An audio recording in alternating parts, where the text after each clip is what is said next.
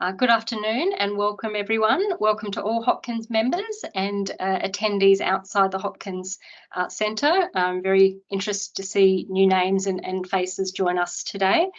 So I'm Professor Tamara Ownsworth and I'm the Research Director at the Hopkins Centre, and I'm joined today by Professor David Trembath, who is the chair of the panel for the Hopkins Seed Grant Scheme, which is what we're focusing on today as our information session. Before we start, though, I would like to acknowledge the traditional custodians of the land on which we meet and to pay my respects to elders past, present and emerging, and extend that respect to all Aboriginal and Torres Strait Islander people. So today's information session is going to focus on the latest grant opportunity, the Seed Grant round, but I'm going to provide a bit of an update about some of our other schemes and opportunities just briefly as well. If I could just check that people have their microphones turned off. We're just getting a little bit of feedback. So then I will cover the context of the Hopkins Seed Grant program within the Hopkins Centre and introduce round 8 of the Seed Grant round. I'll provide information on the key contacts and the timeline for this scheme, and then provide an overview of eligibility and how you go about preparing an EOI, which is due in actually a fortnight's time, so very timely.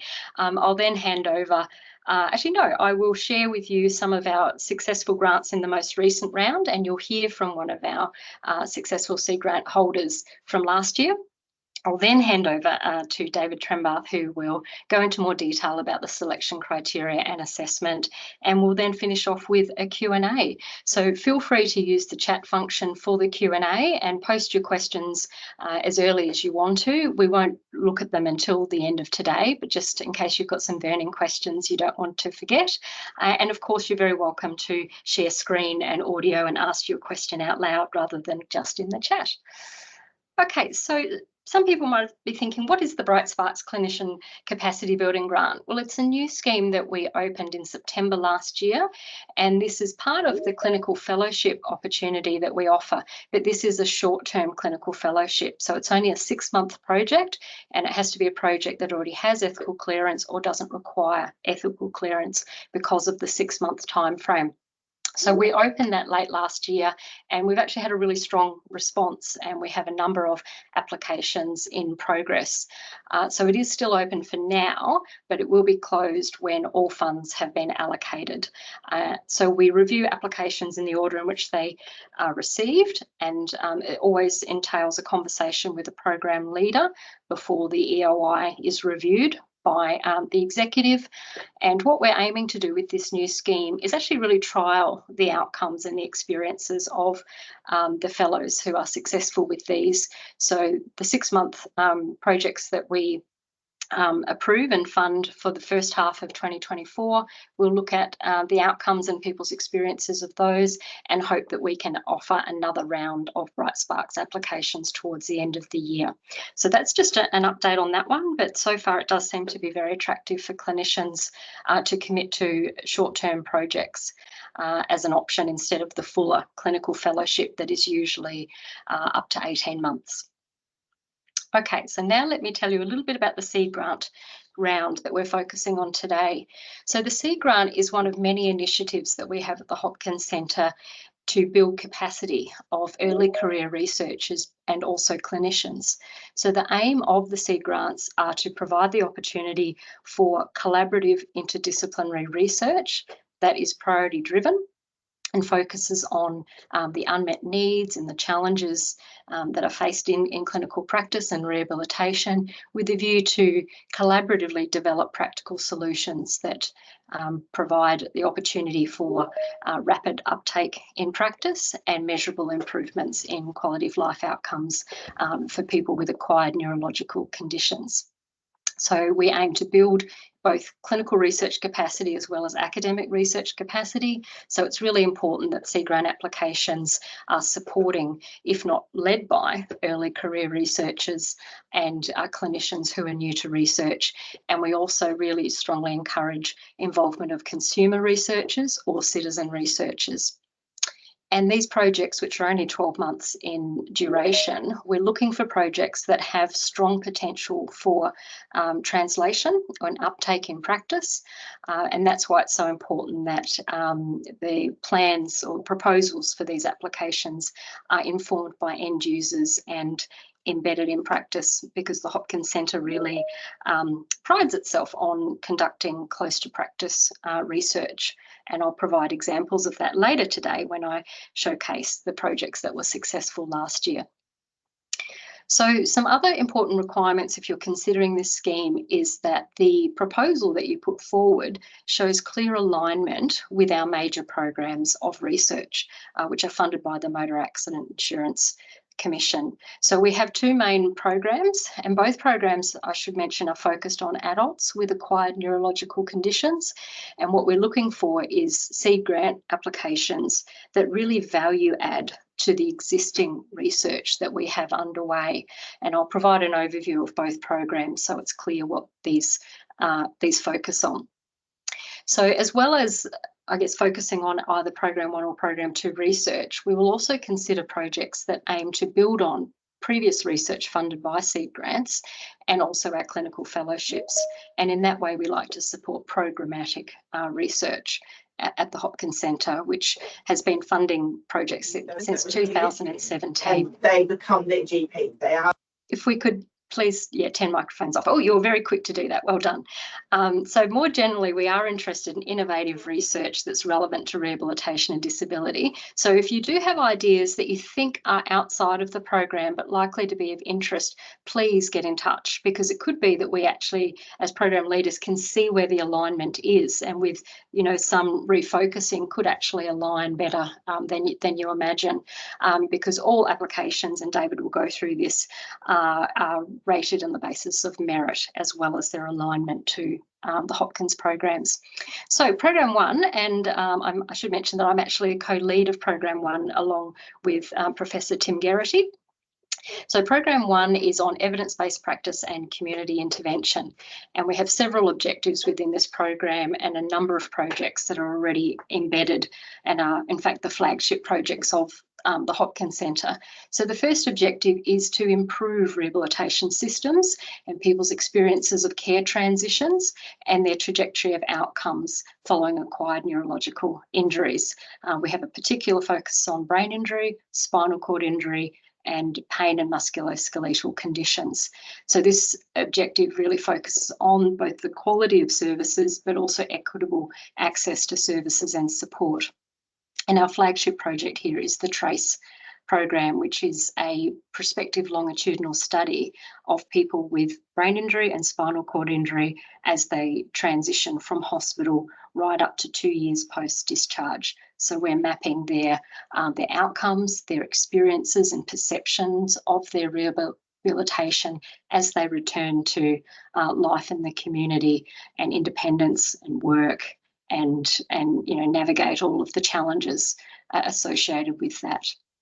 The second objective is to support people's expression of choice and preference and their participation in decisions about their rehabilitation across the care continuum. And the main project here is the self-advocacy project, but we've also expanded more recently to focus a lot on health literacy and how we support people to advocate and have agency as they navigate through their care transitions into long-term community. The third objective is focused on improving the identification and management of psychological distress, as well as enhancing psychosocial wellbeing. So this is a bit of a newer project where I think there's actually considerable scope for expansion and relevant seed grants, whether these are focused on particular risk factors that place people at risk of poorer outcomes over time, or identifying and recognising strengths and resources that people can use to really maximise their adjustment and resilience in the context of acquired neurological injury. And the fourth objective of this program is to understand the enablers and barriers to sustainable employment. So much research focuses on that process of returning to work, which is really critical. We're also interested in what supports people's long-term sustainment of their employment through particularly looking at workplace supports and services and also inclusive workplaces. So that's an overview of Program 1, where you can see it is really quite broad. Program 2 is all about technology and environments, or what we like to say, places and spaces where people are at their best. So Program 2 is co-led by Professor Louise Gustafsson and Professor Elizabeth Kendall. So if you have ideas or interest in either program, please be sure to get in touch with the program lead of each. And I promise I will have a slide in a moment that repeats those names for you and has the email addresses. So Program 2, first objective is to identify ways of supporting the safe and effective use of technology in rehabilitation to improve not only efficiency but also effectiveness.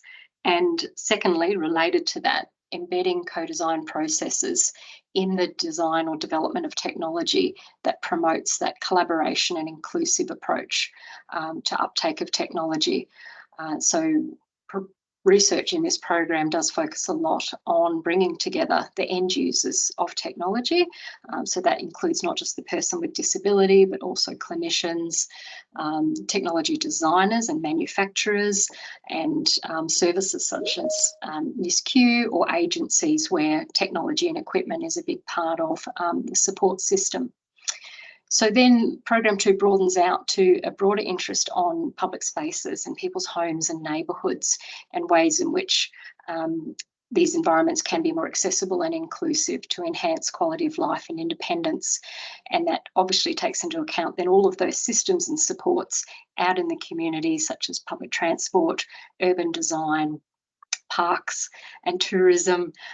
So yeah, it's a really broad, I think quite an exciting program, Program 2, for interesting, innovative new ideas that can make a difference to people's lives in the community, in hospitals, workplaces, public spaces. So that's a bit of a quick overview of both programs, but I hope that it's given you an idea of the breadth of our interests here at the Hopkins Centre. So we're now at round 8 of the seed grant. So this is the 8th round that we've offered these opportunities. And as I mentioned before, there's a real focus on supporting new interdisciplinary research that will improve practice, service delivery and systems in disability and rehabilitation. We're also very keen as a seed grant scheme to support early career researchers, both clinical and academic, to lead and establish programs of research, with the hope that this opportunity really supports people's early careers in research to not only support translation, but also to go on to build your track record and potentially leverage other externally competitive schemes.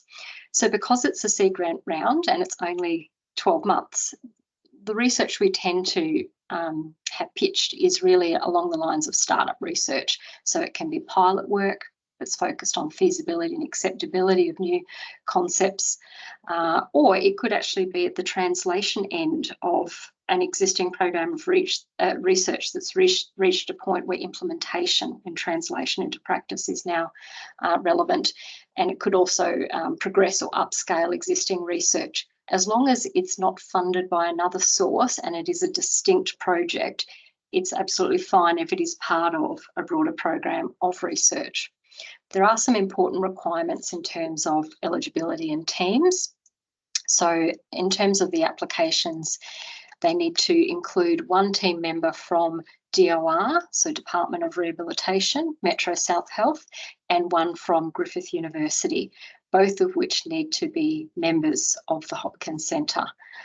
So we're also looking for teams that include and support the development of early career researchers, and we'll actually ask you on the EOI to indicate who is an early career researcher. In an academic context, this is usually someone within at least 5 years of their PhD, but it could be someone that hasn't actually got a PhD as well. And definitely in the clinical realm, this is usually clinicians who haven't led a publication or haven't led a grant before. So they may have been involved in research and may have like an honours degree and so forth, but not actually leading research publications or grants before. And we also encourage the involvement of people with lived experience in the co-design or conceptualisation and as investigators on the project. But teams could also involve people outside of Griffith University and Metro South Health, and we really encourage that.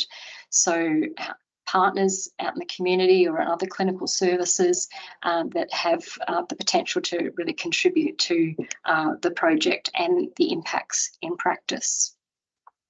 So the contacts for C grants, as I've mentioned, I listed the program lead. So if your research idea relates to program 1, then that would be myself or Tim Geraghty. If it's program 2, that would be Louise Gustafsson in the first instance.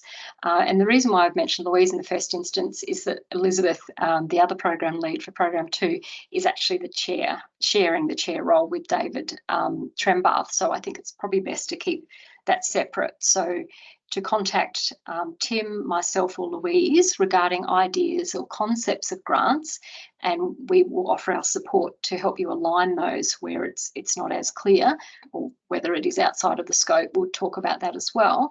Whereas if you've got any questions about the eligibility, the expression of interest form and more technical aspects, this is where David and Elizabeth would be available, but in the first instance, David Trembath would be the person to contact, and David will be talking a little bit later about eligibility and rules and selection criteria and so forth.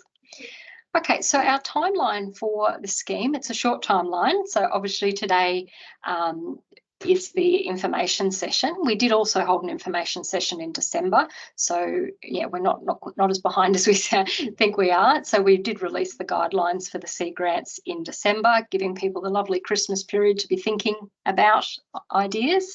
But the EOIs are in fact due in 2 weeks' time. So February 16th by 5 p.m.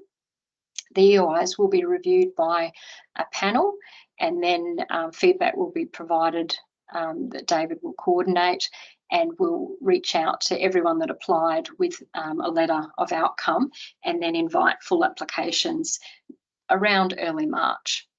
And then those full applications from a shortlisted group will be due April 22nd, and then outcomes will be announced early June, on track for projects to be able to officially commence in July. So that timeline is really important because the funding needs to be spent within that 12-month period in line with our own contractual agreement. So that's why we've got those dates there as specific as possible. Okay, so as I mentioned before, consultation with program leaders. I will say this a few times today, so apologies for my repetition. It is really important to get in touch with program leaders before you submit your EOI. You're actually asked on the EOI which of the program leaders you've spoken to, and that doesn't include just informing us that you're submitting the EOI. So some very late applications in the past have just involved an email letting us know, and that's not consultation, and the consultation is designed to be as helpful as possible. So please do reach out, and we'll check our busy diaries and make sure that we make time, but the day before or the actual day due date will make that very difficult. Okay, so the seed grants, which you'd be aware, are worth anywhere between 20,000 to 40,000 is the usual range, and the maximum being 40,000. And I should mention actually that the links to both the seed grant guidelines and the EOI within the Hopkins Centre website will be made available. I believe Makala will pop those up in the chat for us round about now, but Makala will also send a follow-up email to everyone who registered today, as well as Hopkins membership, to make sure those links are really clear for you to be able to find, because like all websites, it's a little bit of a maze. So the maximum budget of $40,000 can include or relate to direct research costs, so research assistance, clinical buyout for research, lots of different types of possible consumables. Some of the common ones are participant reimbursement, as an example, or consumer engagement costs, justified fieldwork costs, and also some knowledge translation. So we've recommended in the guidelines that for people that do want to present the findings of their C grant at a conference and to be able to travel, we've recommended up to $1,000 could be allocated to conference travel expenses, because we know increasingly it's getting harder to find funding for travel expenses. But knowledge translation could take many forms. It could be production of a video, resources, infographic, lay communication. There's lots of ways of getting your research findings out there, and we get very excited by new ways or mediums for doing that. So importantly, as I mentioned before, C grant holders cannot have funding for the same project from another source. So it could be that it is part of an ongoing program of research that you have received funding for up to a point, but the project that you outline in the C grant must not have funding from another source. So we have a 12-month duration or timeline for these grants, and again, that's linked very much to our own contract with the Motor Accident Insurance Commission and also Metro South Health Agreement. So CIAs can seek approval to vary the time frame, so for an extension, but that's not automatic. That has to be considered by the executive, but the funds must be expended within the 12 months. So just starting to talk a bit about the eligibility. The CIA or the lead investigator on the C grant must be a Hopkins member with a substantive position, so 0.5 FTE or higher, with the Division of Rehabilitation PA or another Metro South clinical rehabilitation service that's affiliated with the Hopkins Centre or Griffith University. So, for example, Logan Hospital is part of Metro South Health and they have a rehabilitation service. So if you're not sure about that affiliation and eligibility, please do get in contact with us. And of course, the CIA can be an academic at Griffith University as long as they're a Hopkins member. So that's for the person that leads the grant. I'll talk more broadly about the team in a moment. For CIAs who are very involved in our C grant scheme, it's not common that you would also be invited onto other projects. So as well as being able to lead one application, you can also be a chief investigator on one further application, as long as it's substantially different. And I think that makes sense in many ways to not put into projects that are very similar. It would make sense to actually merge those if that was the case, if there were two very similar projects. But there's no limit to how many AI roles you can take on if you are wanting to be across a number of projects. You can just only be a CIA and a CI on one other project. So just to reiterate that all chief investigators must be members of the Hopkins Centre, whereas you can involve, and we encourage non-Hopkins members to be involved in C grants, but these individuals must be listed as associate investigators.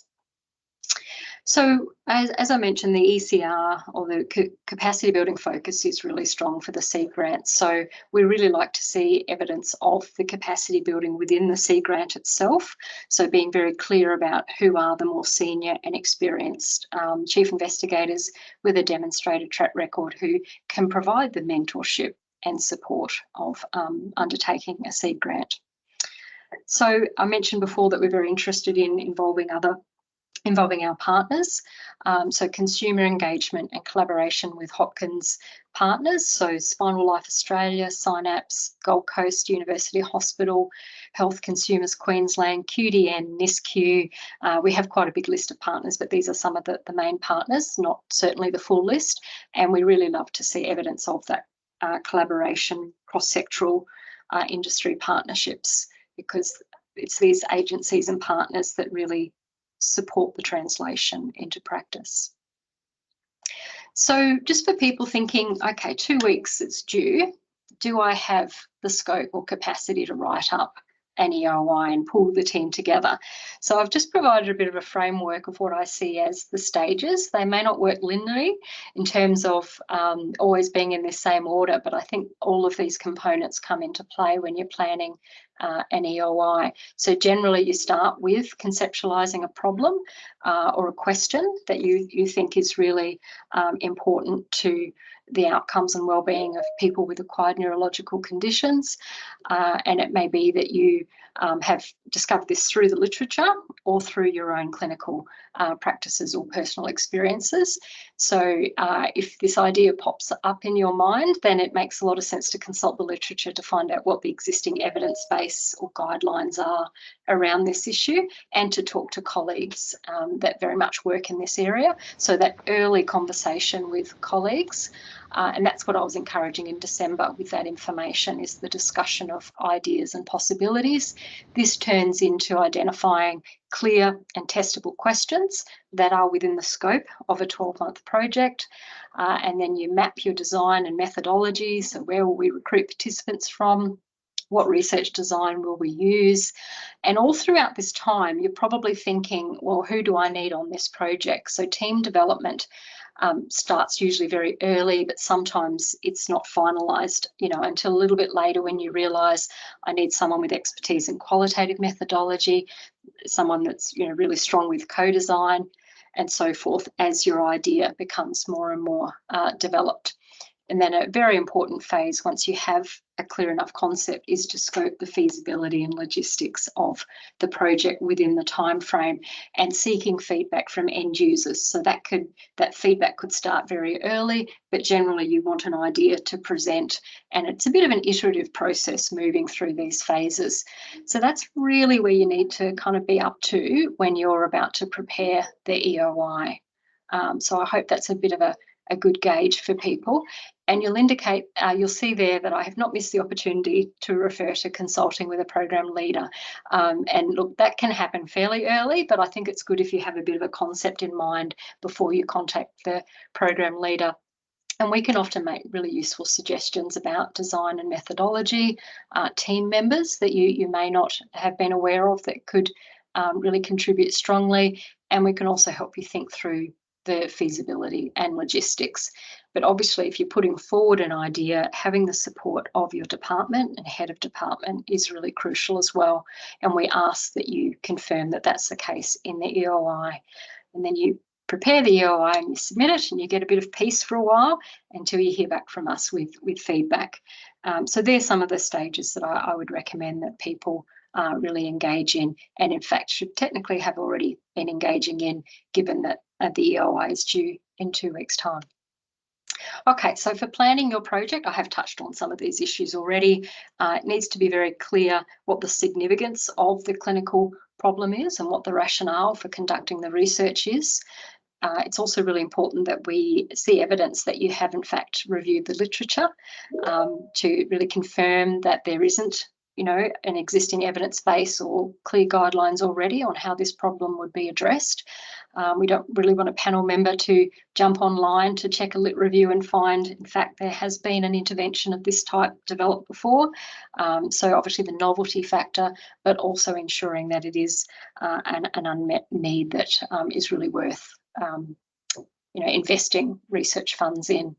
You'd also provide an indication of your own background research, so what background research you may have done, which could have been a quality assurance activity or an audit of files, or in fact you may have already completed some research that gives a really good rationale for why this is the next logical stage of research and how it's building on existing work. Even if it's a completely novel new idea, some indication of where this has come from or how it's developed, I think, is really important. And then proposing your clear and testable research question or aims and hypotheses if relevant. So ensure that you have really considered the science and the methodology, because as David will go through the criteria, that is a consideration very much for rating the strength of the science and the methodology of the application, and where it's like pilot work or co-design, initial work, there are still established frameworks that you can follow or work within to show that you're doing this in a rigorous way. And yet again, I've reminded you to speak to a program leader well before the EOI is due, because we have ideas and advice that we can offer that really matches the Sea Grant project that could take things in a bit of a different direction.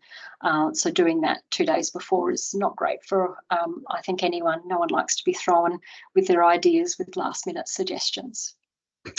So the feasibility of the seed grant scheme, I think that these projects are only 12 months, so there's a need to be really realistic and feasible with what kind of scope of project you can conduct, and be mindful of the need for ethics and governance procedures, which I'm sure most people are aware. In the last 12 months, there have been a number of changes, particularly to Metro South Health, in terms of ethics requirements and contracting requirements. So we now recommend that people factor in at minimum 3 months, but ideally up to 4 months to complete all of those processes, being aware that whoever you list as an investigator on your application has to undergo research integrity training now. So I'll touch on that on the next slide, but also people listed on other institutions, so other universities, ethical clearance is now required from those universities as well as Metro South Health, or at least evidence that a prior approval ethics pathway has been pursued. That's an example at Griffith. So if Metro South Ethics was the primary HREC, Griffith Ethics would still need to review the application, but it would be more of an expedited process because of the existing ethical clearance with Metro South Health. So that is generally the case across all different institutions, but it all takes time. So just to flag 2 new requirements for Metro South. So the new research integrity training, so evidence that all members who are listed on the application have completed appropriate research integrity training. That has to be provided at the stage of the site-specific approval submission. And then there is a new risk assessment and management plan and data management plan needed at the stage of the HREA application. And all of these resources are available on the website. I've actually included them in the next few slides, but I do think Metro South people would know about this much better than I do. I've just wanted to make sure that people are aware of these new requirements and can look into them. So with that in mind, the time needed for ethical clearance and governance is a big factor. And so if this is quite a large project, think about how you could scale it down so that there is an appropriate stepwise outcome that in and of itself, the phase of the project that the seed grant is supporting will have meaningful outcomes, rather than it being apparent to the panel, actually, you're going to need more funding before this actually achieves an outcome that's going to be meaningful and, translatable. So having a very clear and specific plan for knowledge translation and dissemination, or your pathway to impact, will be important, and that's a specific section of the expression of interest form. So just to help put you in the right direction if you're not clear on this, these are the links, and these slides will be available uploaded to our website. These are the links for finding out about the new ethics requirements, both the risk assessment and the data risk management, but also the requirements for Metro South employees who now need to complete 3 modules and provide evidence of successful completion of those online modules, and that's now mandatory for any research ethics submissions from January 1st onwards. And it must be a very, very busy few months for Metro South Ethics, as well as all the staff. So what about people who aren't Metro South staff? Well, there's requirements for them as well. So non-Metro South Health employees, people like myself, so I'm an external member. This slide has been taken directly from an email that I sent to Metro South Ethics seeking this clarification. So for external investigators, there is an optional Metro South research induction. So through that link you follow and you learn all about Metro South Ethics and how wonderful Metro South Health is. It's a really interesting induction actually, but there's no certificate that comes from just viewing or going through that induction. But there is a requirement, and I only just had this clearly confirmed today. Thank you, Jessie Mitchell, for your help with this. There is a requirement that non-Metro South Health investigators complete their own relevant research integrity training, which is relevant from their own university. So, for example, UQ has a LMS ethics research integrity training program and evidence of completion of that, or Griffith University would have a similar program. The one that I've actually done is the GCP, which is the good clinical practice, and the one that's the minimum that's required here is the E6R2. that will make sense to you if you've done GCP training. So there's online or in-person courses that you can do. It's actually becoming a requirement all over Australia for hospital research. So rather than waiting until you are an investigator, I would be proactive and actually go and take this training. And this is where there is an online assessment and a certificate. So that was a lot to say all at once, but I'm thinking that this will be familiar to a lot of people. And if in doubt, check Metro South Research, email them. I think they're now getting a very clear response for a lot of questions that people are asking them. Something that has popped up is the question of whether consumer researchers, people with lived experience, need to undergo this training. And the answer is yes, potentially. So consumers or people with lived experience may need to undertake the non-Metro South Health researcher requirements, which are on the screen currently, unless there are reasons for why a waiver would be applicable. So for someone with significant cognitive impairment, for example, so people with brain injury, you are able to put forward a reason as to why this training wouldn't be reasonable, and also then get an email confirming that that's the case, which you upload that email to show that evidence of the waiver. But it's not an automatic that consumer researchers don't need to do research integrity training. So it is a really big change for all of us, I think, to get our heads around. And when I saw this come out, my first thought was the seed grant timeline. It wasn't my first thought. I thought, what a wonderful initiative. But golly, this is going to have a flow-on effect and impact to planning a lot of the short-term type projects that we have at the Hopkins Centre. So we're all learning together. And the wonderful thing is that once you've done this training, it stays valid, I think, for a good period of time. GCP, I think, is 3 years. And what's been happening at the Hopkins Centre is we've been sharing this with each other. So when one of us has learnt something, oh, this is now clear, I'm going to now share this. So the pieces of the puzzle are all coming together.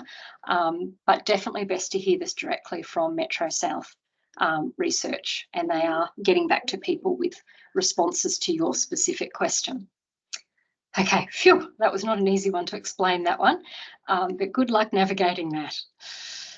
Okay, moving on to talk about the team.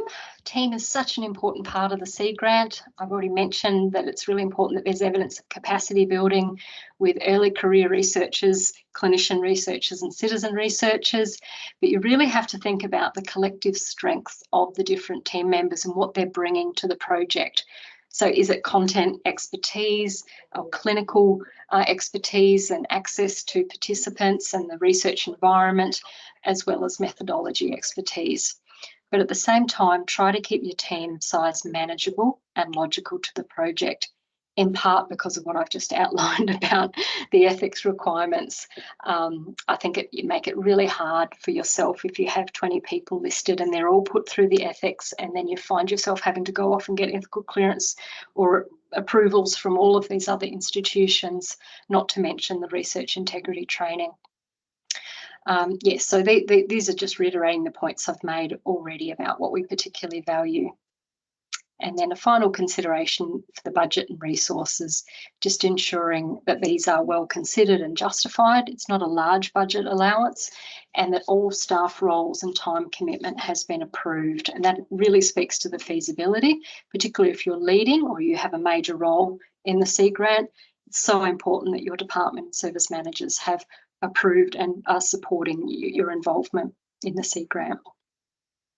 Okay, so now I'm excited to share, I'm sure people are aware, the round 7 successful seed grant holders, mainly to show you the breadth of topics, really. I haven't listed the teams and the names, there'd be too many to list, but just to show you some of the projects of interest to the Hopkins Centre.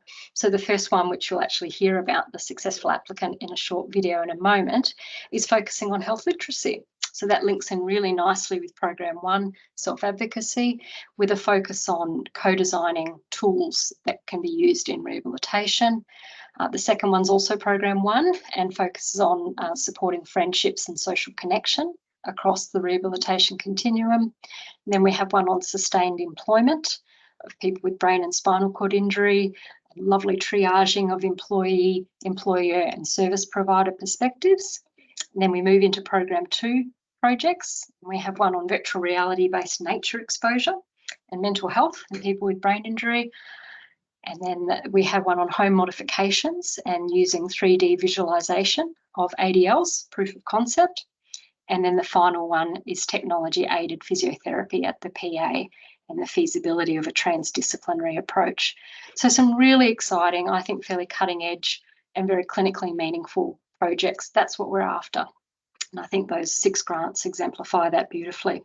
So I'm now going to hand over to a colleague who's going to tell you about her successful EOI. I'm sure everyone knows Delina Amsters, so thank you so much, Delina, for putting this video together.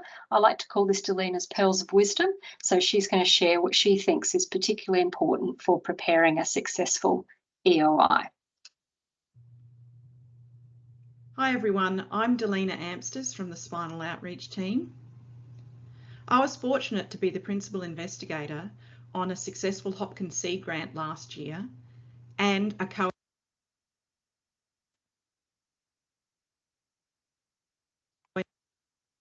co-investigator on 2 other successful applications. It's also worth noting that I've been an unsuccessful grant applicant in a past round. I've been asked to provide you with my thoughts about what might be important in being successful with a seed grant. Of course, the thoughts I'm sharing are my own. They're my opinions, and I can't say for sure that I know the path to success. So please don't think what I'm going to say is a recipe for a successful seed grant, but rather take them as ideas to get you thinking about ways to strengthen your application.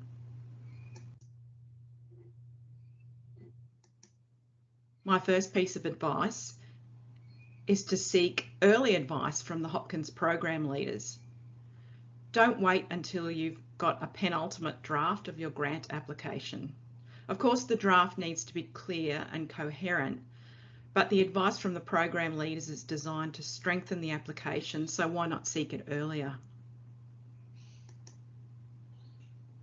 Next, I suggest finding someone to be an academic advisor.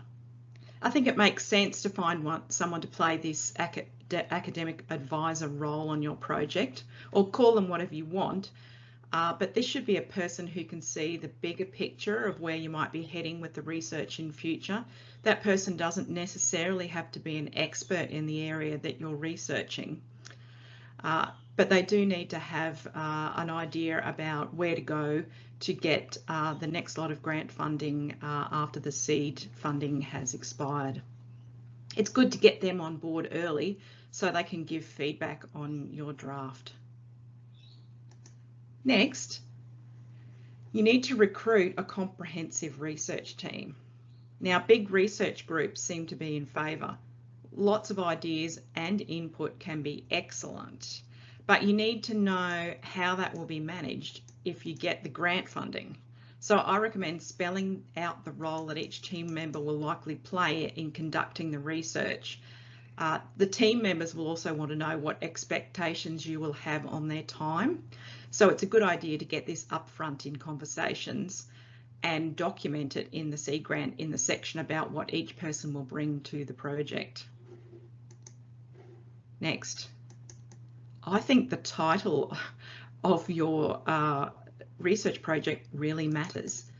A well thought out title is essential. So peer-reviewed journals are asking authors to ensure that their titles of their manuscripts accurately reflect the content and give the reader a clear picture of what is to come. And I think it's the same for grant applications. It's also great for your thinking and communication processes to be able to nail down your project in the title.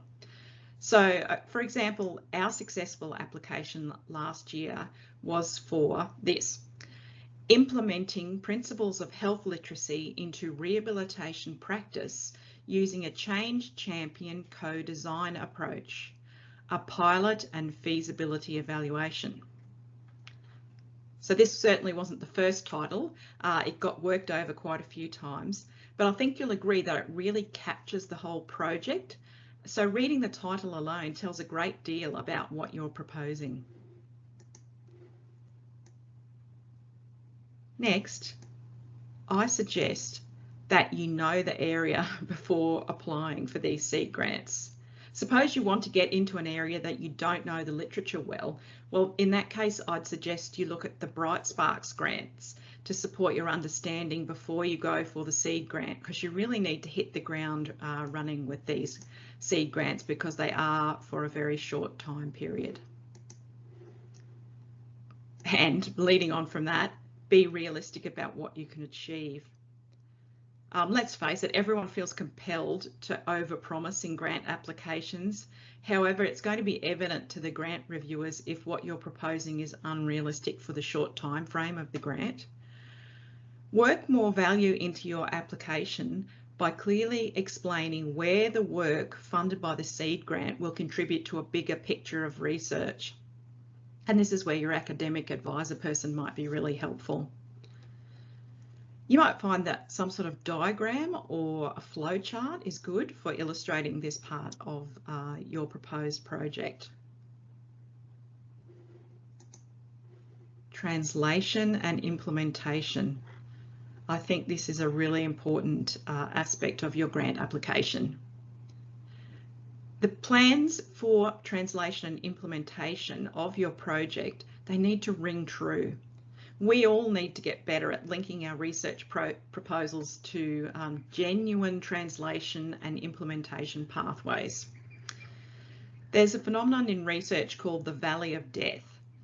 It means that lots of so-called successful research never gets translated into change at the coalface.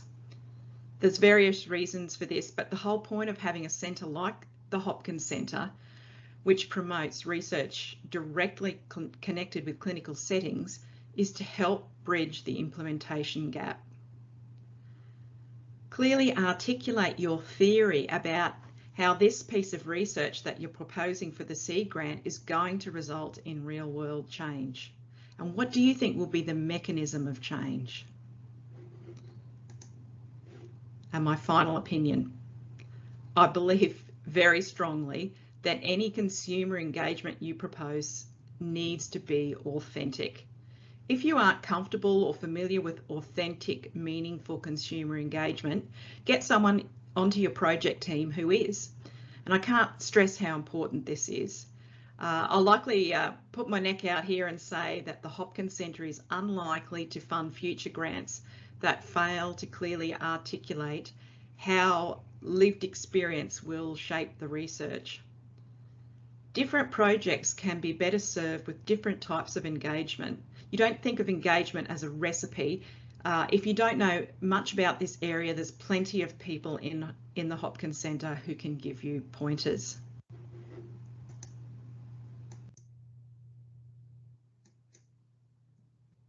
They're my 8 tips. Thank you for listening. Thank you very much, Delina. Sorry I played with the presentation before. I didn't realise how it was going to affect it. So it's now my pleasure to hand over to David, and I'm so sorry they haven't left a lot of time, David, but I don't think there's too much to cover, and then we'll open up for questions. So I'll just get it on to, if I can get that to work. Yes, to focus on selection criteria and assessment. Thank you, David. I'll click your slides for you. Thanks, Tamara, and thank you everybody for your interest. You've done a beautiful job, Tamara and Delina, in terms of giving great advice on how to approach the application process. So I'll just talk very briefly to a couple of key points. You can see here the timeline in terms of how it works with the expressions of interest, consideration by a panel, feedback, and for those applications that are invited to proceed, a further round of applications, and all of this information is in the guidelines. My key point here is this is a supportive process, and I'm sure it's clear from the way Tamara has talked about the scheme and Delina as well. So we really want to be supporting people in this process, and that's the whole intention behind an EII process initially, the feedback, and then the additional round. Thanks, Mikala. Tamara, sorry, who's driving? That's okay, I'm not sure. There we go. Thank you both. You'll see in the form, so Mikala, thank you, has provided a link to the form, and these are the sections One thing people often say is it's really hard to get all of the ideas across in just an EOI in the spaces provided within an EOI form. For the my top tips are, please think about plain language expression. I think communicating your ideas to an audience that has familiarity in the area but may not have knowledge of your specific area is really important. So share your EOI with a couple of people, including people outside of your area, to see if the ideas are coming across clearly.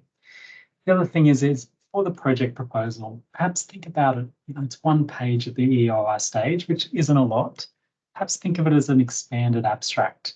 You submit an abstract to a conference. You want to get across the key information to other readers in a short amount of space. So use that space wisely to get those ideas across. In terms of the research team, Delana mentioned a big team. I would focus on the right team. The right team for this project at this time. Really want to see that each person is the right person to be there, needs to be there, and is in a position to make a genuine contribution to the project. And that doesn't necessarily mean big, it doesn't mean small, it means the right team for the project. Thanks, Makala. Or Tamara. I still haven't worked it out. And then finally, in terms of the selection criteria, you'll notice the emphasis that is placed on quality and feasibility. These two things have to come together for these projects. It's not feasible, the most rigorous design in the world won't work. So really think about that balance or how those things can come together. When it comes to significance, one thing we sometimes see is people saying, look, there's a gap in this area and we need to fill it. That's not really the significance or a strong rationale. We really need to know what the difference will be in terms of practice or knowledge gain or a combination of the both. So really think about that. Those interdisciplinary strengths and the community involvement, something that's certainly really important. All right, so those are my final thought around all of this is, I think Tamara mentioned earlier, think about the timing, having listened today, read the guidelines, consulting with your team, thinking about where you're at in terms of the development of the ideas and the extent to which the project is ready now or could be ready in the future. Really think about the timing because that will allow you to make the most of these opportunities as they come up over time. So those are a few thoughts from me. Yeah, let's go to Q&A. And I noticed that there are, I think, Anne asked a question. Yeah, very good question, Anne. Yeah, thank you, Anne. People suffering from severe persistent pain is still listed on the Hopkins website as one of the 5 population groups we focus on. This group has not been mentioned here today. I did mention it, Anne, but it was very quick. So, yeah, absolutely. The focus of the populations of interest are people with brain injury, spinal cord injury, and people with persistent pain and musculoskeletal conditions. So yes, a resounding yes, we are very interested in persistent pain research and research done by the Pain Rehabilitation Centre. Yeah, so very happy to have a follow-up question, Anne, or if you'd like to ask something out loud, you're welcome to. But I'll move on to Kelly's question. So Kelly, that's another very good question. Kelly's asked, when is the next round of C grants after this one? Also, are you more likely to be successful if you already have ethics approval? So answer to your first question is our current contract period goes up until end of 2025, so December 2025. So that's our contract with the Motor Accident Insurance Commission. So the current round 8C grant, when you think about the timeline required, will actually be the last round for the current contract because it takes a good 6-month period for the submission, the EOI, the full application round, and then starting in July this year, those projects will have until July the following year for completion. And then there's a few months there as a bit of a buffer for people to show evidence of outcomes and so forth. So we actually don't have time to run another C grant in the current contract period. So obviously, depending on what happens after 2025, we hope very much that we'll be offering C grant rounds and more clinical fellowships in the future. But at the moment, round 8 is the current one for our present contract. And then the next question, so David's just done a lovely job of outlining the selection criteria where you'll see, Kelly, that feasibility is one of the selection criteria. So if you already have ethics approval, that I imagine would definitely speak to the feasibility aspect in terms of the panel feeling that your project is very feasible time-wise because you have existing ethics. But I don't know, David, whether you want to comment. It's not common that teams do have ethics approval, but yes, I imagine that there would be some positive reaction to seeing that people already have ethics approval, particularly given some of the challenges now that people face with that time frame. Yeah, thanks, Tamara. Look, I agree. It means that the project is further advanced and whatnot, so it definitely speaks to feasibility. I would say that the panel looks at the application as a whole and takes into consideration all of these different aspects. So I think the key thing is to really think about if ethics hasn't been approved, and that's more than the typical case, just ensuring that the project is realistic that ethics approval will be, possible within that time frame. And something that you could do, Kelly, to indicate that would be to say that all members of your team have undergone the research integrity training, or at least all Metro South members. So I think, and again, we're not saying that that must happen, but that would speak to the feasibility and the fact that you really are poised to be able to apply for ethics, and you've kind of removed some of the possible delays and barriers, because the research integrity training is so valuable in its own right. It's not just for applying for ethics. And in fact, one of the ethics officers at the Metro South said it's a bit like breathing. We should all know research integrity, and it's an important part of planning a research project before you even get to the ethics stage. So I think, indicating your team members that have already undertaken that training, we would see that as really expediting the ethics process. When I was reviewing an application for a completely different scheme for a colleague yesterday, and the question came up, should we actually prepare our ethics application, and even should we submit it prior to knowing the outcome of the funding? And certainly in relation to the latter, no, because that, obviously you only go to ethics when the project is ready. But in terms of preparing the application, there is obviously a window of time between, is outlined in the timeline. So I think any information that can help us understand at what stage we're up to in terms of the project planning. Is there a protocol already developed? Are there materials already available? Those types of things which ultimately feed into how feasible it is to prepare an ethics application and then, get it through. All of those things just help us understand the context. And I think that's probably the key message. We do also appreciate, though, that academic researchers may be in more of a position to be able to have pre-prepared or got the protocol developed. It's very difficult for clinicians to find the time to do that without the funding that would come in the budget of the C grant. So yes, it is potentially speaking to the feasibility, but we would in no way be upping the ante by expecting that projects have prior approval. But I think showing, that you're really poised and ready and you've got your ducks lined up if the grant is successful, and then you're able to really hit the ground running to get that ethics application in. Okay, so any other questions? It's lovely to see some familiar faces. I'm just checking out who's online.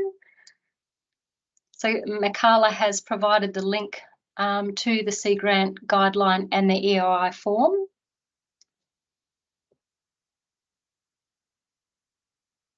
But as I think I said about 5 times today, very keen to hear from people. Do not be shy to reach out. We're pretty friendly here, and we really want to support research. And even if you don't end up applying, I think it's a useful conversation to see, is this the right scheme at this point in time, for your team.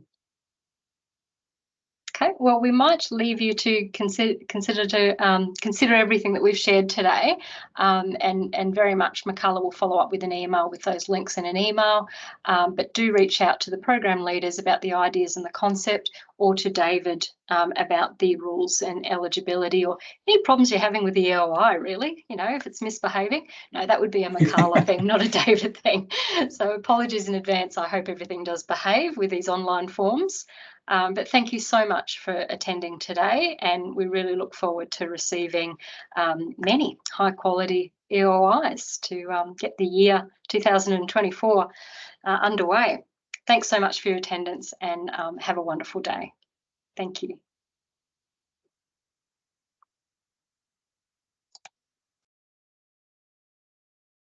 Oh, there is a message.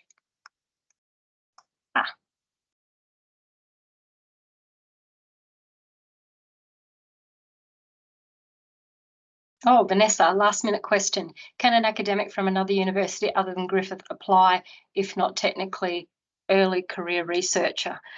So the CIA must be a Hopkins member, either from DOR Metro South or Griffith University, but other investigators from other universities can be on the C grant, but they can't be a CI, Vanessa. They can only be listed as an AI. So regardless of their early career status, they can be a senior researcher, mid-career, early career, but they can only be an AI. Good, okay. Right, don't hesitate to email me. Thanks, everyone.